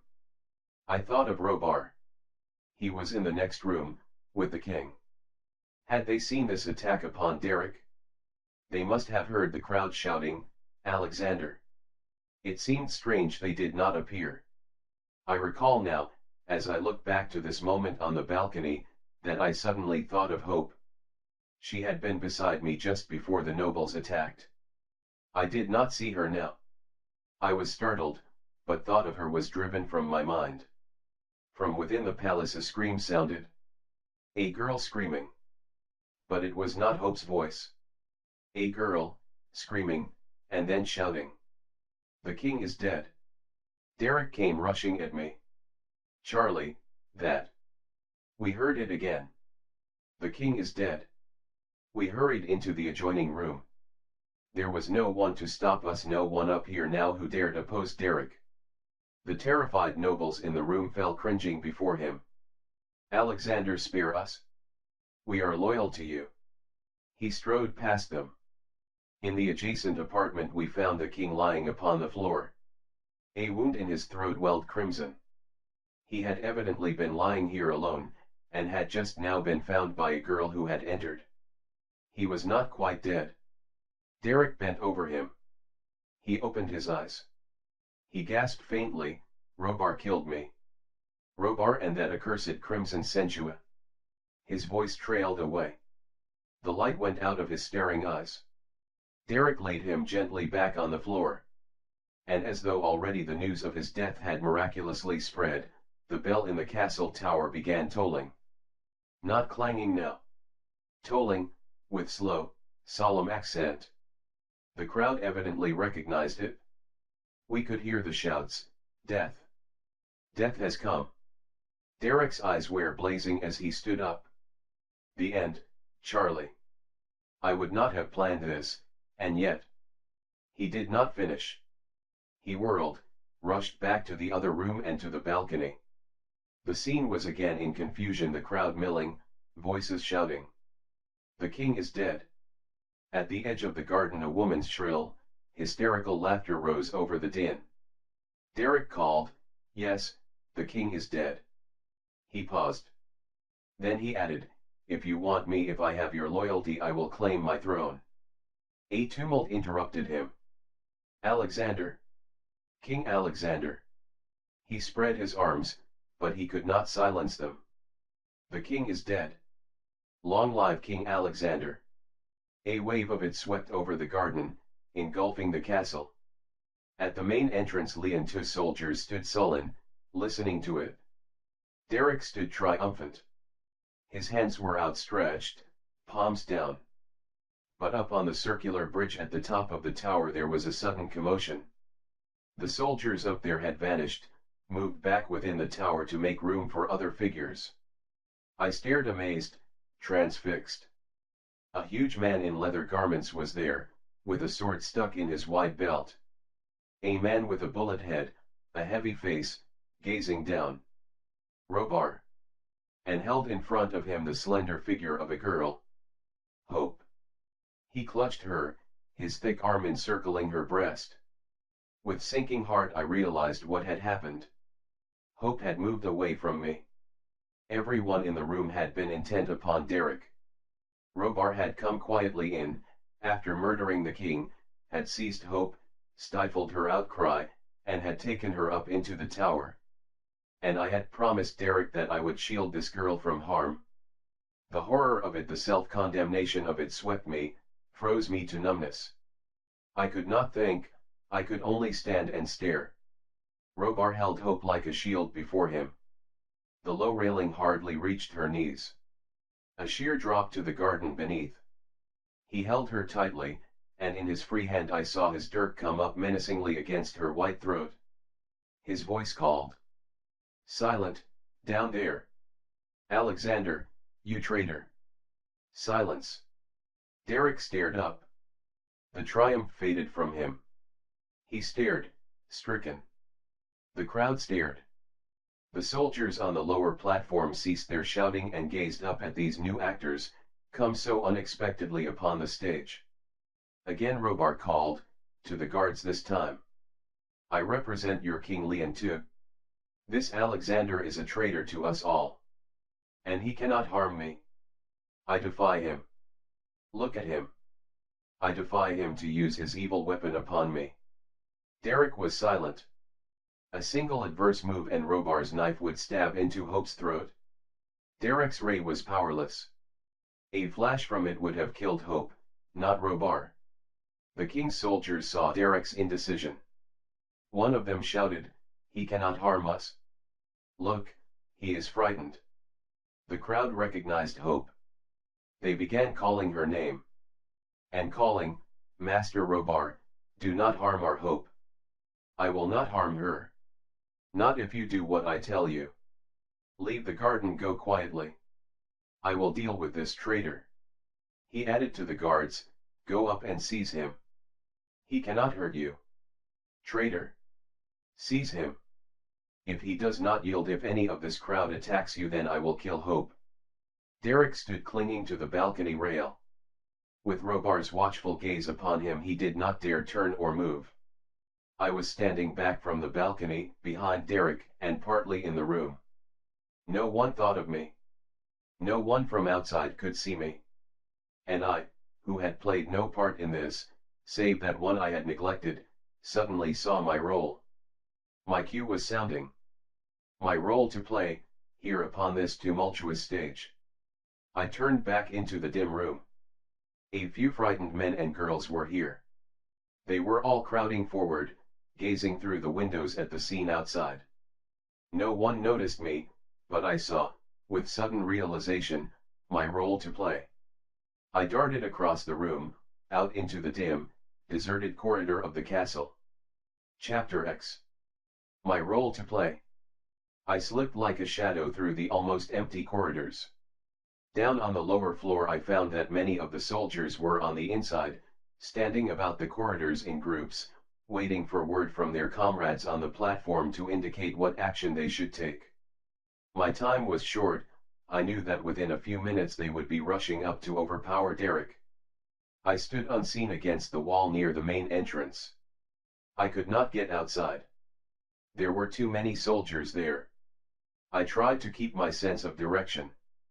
The wing upon which the tower stood was about 200 feet from me here. If I could not get outside I would have to try the inside, along this corridor. I prayed that I might not make an error. I tried to gauge exactly where the tower would be. The hallway was almost dark and in this wing there chanced to be no one at the moment. I came to the angle and turned it to the left. I was unarmed save my dirk. I drew it. But I encountered no one. I passed the doors of many empty rooms. The windows were all barred on this lower floor. I could hear the shouts of the crowd outside. I came at last to the end of the wing. A staircase here led upward. I guessed that I was directly under the tower now, and that this staircase undoubtedly led upward into it. I mounted a few steps to verify what I was sure would be the condition. It was as I thought.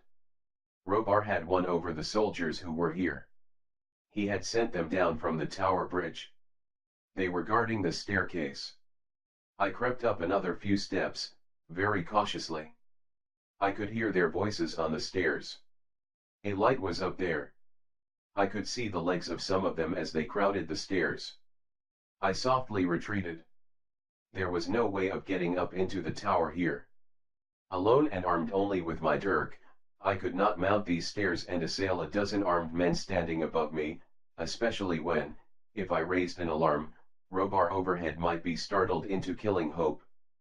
I stood another moment, thinking, planning my actions. I was trembling. Everything depended upon me now. I must get up into the tower. And, above everything, haste was necessary. I retreated back to the lower floor. I was still some 20 feet above the ground, I judged. That was too far. A dozen paces along the hall I saw a stairway leading downward into the ground-level cellar of the castle.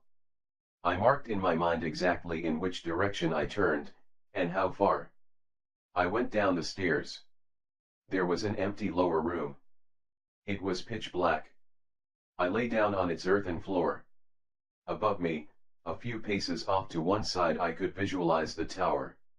150 feet above me, at least, up to that bridge balcony, where Robar stood with Hope. I kept my mind on it and prayed that I might not be making an error, a miscalculation. I prayed, too, that luck would be with me. A desperate chance, yet I thought I knew what was here, or about here, in New York City. I lay on my side, alone in the blackness, and pressed the switch at my wrist. The familiar sensation of the transition began. The darkness grew luminous. Around me shadows were taking form. My body was humming, thrilling with the vibrations within it. I could feel the ground under me seeming to melt. My head was reeling. Nausea swept me, but with it all I tried to keep my wits. I must watch this new space into which I was going. Space. I prayed that here on this spot in New York City there would be empty space. If not, at the first warning, I was prepared to stop my mechanism. The shadows grew around me. There was a moment or two when I felt as though I were floating. Weightless. The sense of my body hovering in a void, intangible, imponderable, with only my struggling mentality holding it together. And then I felt myself materializing. Around me walls were taking form. I floated down a foot or two and came to rest upon a new floor. My hand brushed it. My physical senses were returning. I could feel a floor of concrete. A vague, shimmering light was near me. It seemed to outline the rectangle of a window. All around was darkness. Empty darkness. Soundless, with only the throbbing hum of the mechanism. I was indoors, in a room.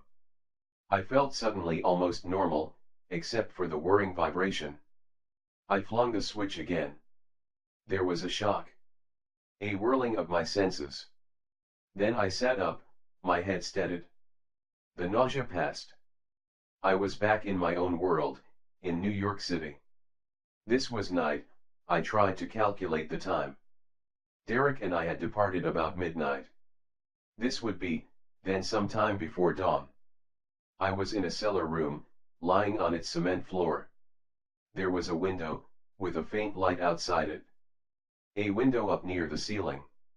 A straggling illumination showed me a bin, a few barrels, a door leading into another room which looked as though it might be a machine shop. I sat up, calculating. I was 1,000 feet perhaps from the Battery Wall, 200 feet from the Hudson River. This was an office building, and I was in one of its cellar rooms, at the ground level. Near dawn? I tried to calculate what might be overhead. A deserted office building. Too early yet for the scrub women. The elevator would not be running. I laughed to myself. Of what use to me an elevator, if it had been running? How could I, a midnight prowler, appear from the cellar of this building, and demand to be taken upstairs? There would be no elevator, but there would be watchmen. I would avoid them. I found a door. My heart leaped with a sudden fear that it would be locked, but it was not. I went through it into a passage and found the staircase. I made 2 turns. I tried again to keep my mind on this space here. I stood, carefully thinking. I had it clear. I had made no move without careful thought. The tower with Robar was still to my left, and about directly above me. I went up the short stone staircase, opened another door carefully. I was in the dim lower hall of the office building. I found myself beside the deserted elevator shaft. A light was burning on the night attendant's table in an alcove, on the other side of the shaft. He sat there with his back to me. I closed the door soundlessly. The stairway upward beside the elevator was here. I watched my chance. I darted around the angle and went up. I met no one. The concrete staircase had a light at each floor. 4 floors up. No, not enough. I opened the 4th floor door. The marble hall of the office building was empty and silent. Rows of locked office doors with their gold leaf names and numbers. A single dim light to illumine the silent emptiness. I retreated into the staircase shaft and mounted higher. My dirk was in my hand. Charlie Wilson, the Wall Street brokerage clerk, prowling here. And upon what a strange adventure. I came to what I thought was the proper floor. In the hall I selected a room. The door was securely locked. I had no way of breaking the lock, but the panel was of opaque glass. I would have to chance the noise. I rushed the length of the hall, to where a red fire axe hung in a bracket. I came back with it. I smashed the glass panel of the door. Would a watchman hear me? I did not wait to find out. With the axe I scraped away the splinters of glass. I climbed through the opening. My hand was cut, but I did not heed it. I was in a dim, silent office, with rugs on the floor, desks standing about, filing cases, a water cooler, and a safe in the corner. I rushed to one of the windows. It looked over Battery Park and the Upper Bay. The stars were shining, but to the east over Brooklyn I could see them paling with the coming dawn. I gazed down to try and calculate my height. Yes, this would be about right. And my position. I could see the outline of the shore, the trees of Battery Park, the busy harbor, even at this hour before dawn, thronged with the moving lights of its boats. I saw all this with my eyes, but with my mind I saw the wrecked, deserted pavilion, and the gardens of Leontu's castle. The threatening mob would be below me. The palace entrance would be here to my left, down in the street where those taxis were parked. There was a commotion down there by the office building entrance. I know now what caused it, but at the time I did not notice. The wing of the castle was under me. This would be the tower. Its upper room, or the balcony, just about where I was standing. I prayed that it might be so. I seemed with my mind to see it all. I lay down on the floor by the window. Out in the office building hallway I heard heavy footsteps come running. One of the night watchmen had evidently heard the glass crashed. I laughed. I pressed the switch at my wrist. Chapter 11. The fight on the tower balcony. The sensation swept me again. The room faded. Whether the watchman came in to see a ghost of me lying there on the floor I did not know, nor did I care. I whirled into the shadows. And came in a moment out of the black silence. The office room was gone. I seemed to have fallen or floated down, how far I do not know. A triumph swept me. I was lying on another floor. I could see a doorway materializing. I was not upon the balcony as I had calculated, but within the tower room. New walls sprang around me. I did not heed it, this time, the sensation, of the transition. I was too alert to what new situation might come upon me. The tower room. I could see it. I could see its oval windows close at hand. The doorway to its balcony. Sounds flooded me, mingled with the humming within me. Familiar sounds. The crowd shouting. And a single voice, the voice of Robar. Vague and blurred, but as I materialized it became clearer. I was suddenly aware that there was a man beside me. One of the palace soldiers. He saw me materialize. He leaped backward in horror. I flung my switch. I was on my feet, swaying, and then I leaped upon him. My dirk plunged downward into his chest. The thing made me shudder. I reeled with the sickness of it, but as he fell I clung to the dirk and ripped it out of him. It was dripping with his blood. I stood trembling. The small tower room had no other occupants. I turned toward the door. I could see a patch of stars, paling with the coming dawn. I crouched in the small doorway which gave onto the balcony, staring, swiftly calculating. The scene had scarcely changed. But, some of the soldiers had left the entrance platform, gone, no doubt, into the castle on their way upstairs to seize Derek. On this upper balcony, no more than 10 feet before me, Robar still stood gripping Hope. She was in front of him. His back was to me. A sudden jump, and I could plunge my dagger into his back. Robar was shouting, "King Leontu is dead. If you should want me to succeed him, I will take this girl Hope for my queen. You all love her." I was tense to spring. Then out in the balcony, to one side, I saw Senshua crouching. Her crimson robe fell away to bare her white limbs. Her hand fumbled in her robe. She had been Robar's dupe, and now she knew it. Her knife was in her hand. Frenzied with jealousy and rage she sprang upon Robar's back, trying to stab at Hope.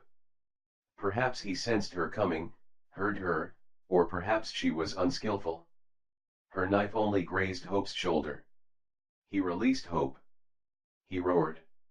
He turned and gripped his murderous assailant. A second or two while I stood watching. He caught Senshua's wrist, twisted the knife from it and plunged the knife into her breast. She sank with a scream at his feet, and as he straightened he saw me. But I had leaped. I was upon him. His own knife had remained in Senshua's breast.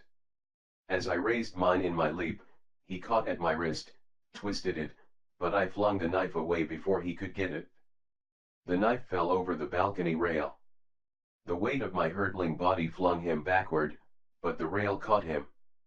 His arms went around me. Powerful arms, crushing me. I gripped at his throat. There was an instant when I thought that we would both topple over the railing. I felt Hope beside us. I heard her scream. We did not go over the rail, for Robar lurched and flung us back. We dropped to the balcony floor, rolling, locked together. He was far stronger and heavier than I. He came uppermost. He lunged and broke my hold upon his throat, but I was agile, I squirmed from under him. I almost regained my feet. He got up on one knee. He was trying to draw his sword. Then again I bore into him, kicking and tearing. He roared like a bull. And ignoring my plucking fingers, my flailing fists, he lunged to his feet with me gripping again at his throat. His huge height swung me off the ground. I was aware that he had drawn his sword, but I was too close for him to use it. He swayed drunkenly with my weight, he was confused. I felt the rail behind us. We lunged again into it. Again I heard Hope scream in terror, and saw her leap at us. Robar stooped, trying to clutch the low rail. His bending down brought my feet to the balcony floor. With a last despairing effort I shoved him backward. And as he toppled at the rail, I fought to break his hold upon me. I felt us going and then I felt Hope reach me. Her arms flung about my waist. Her hold tore me loose. Robar's huge body fell away. For an instant Robar seemed balanced upon the rail, then he went over. He gave a last long, agonized scream as he fell. I did not look down. I crouched by the rail. The crowd in the garden, Derek standing on the other balcony, the soldiers who now had appeared behind him all were silent, and in the silence I heard the horrible thud of Robar's body as it struck. I clung to Hope for an instant, and she shuddered against me. The scene broke again into chaos. I cast Hope away and leaped up. I stood at the balcony rail. My arms went up and gestured to Derek. Amazement was on his face, but he answered my gesture. Behind him the soldiers who had come to seize him were standing in a group, stricken at this new tragedy. Derek swung on them. He was not powerless now. Away with you. His cylinder menaced them, and they fell back in terror before him. He darted past them and disappeared into the castle. I felt Hope plucking at me. I want to talk to the people. She stood beside me, leaning over the rail. Gentle little figure. Familiar figure to them all. Their beloved Hope. Her voice rang out clearly through the hush. My people, we all want our beloved Alexander. He has come back to us. He is our rightful king. King Alexander. Long live King Alexander. Derek in a moment appeared behind us. My God, Charlie, I can't understand. I told him how I had done it. He gripped me. I'll never be able to repay you for this. I pushed him forward and he joined Hope at the rail. Held her, and her arms went around his neck as she returned his kisses. The crowd gaped, then cheered.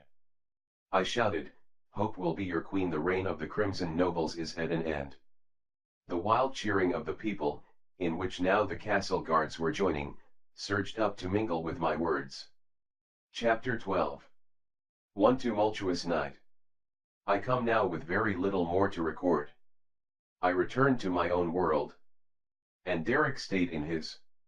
Each to his own, one may rail at this allotted portion but he does not lightly give it up. The scientists who have examined the mechanism with which I returned very naturally are skeptical of me. Derek feared a further communication between his world, and mine. He smiled his quiet smile. Your modern world is very aggressive, Charlie. I would not want to chance having my mechanism duplicated, a conquering army coming in here. And so he adjusted the apparatus to carry me back and then go dead. I have wires and electrodes to show in support of my narrative. But since they will not operate, I cannot blame my hearers for smiling in derision. Yet there is some contributing evidence. Derek Mason has vanished. A watchman in an office building near Battery Park reports that at dawn of that June morning he heard splintering glass. He found the office door with its broken panel, and the axe lying on the hall floor. He even thinks he saw a ghost stretched out by the window. But he is laughed at for saying it. And there is still another circumstance. If you will trouble to examine the newspaper files of that time, you will find an occurrence headed Inexplicable Tragedy at Battery Park. You will read that near dawn that morning, the bodies of 3 men in crimson cloaks came hurtling down through the air and fell in the street near where several taxis were parked. Strange, unidentified men. Of extraordinary aspect. The flesh burned, perhaps. All three were dead, the bodies were mangled by falling some considerable height. An inexplicable tragedy. Why should anyone believe that they were the three Crimson Nobles whom Derek attacked with his strange ray? I am only Charles Wilson, clerk in a Wall Street brokerage office. If you met me, you would find me a very average, prosaic sort of fellow. You would never think that deeds of daring were in my line at all. Yet I have lived this one strange tumultuous night, and I shall always cherish the memory. Thank you for joining us in the Omega Book Club. Do not forget to like, share and subscribe. And leave a comment. Have a great day. Bye bye.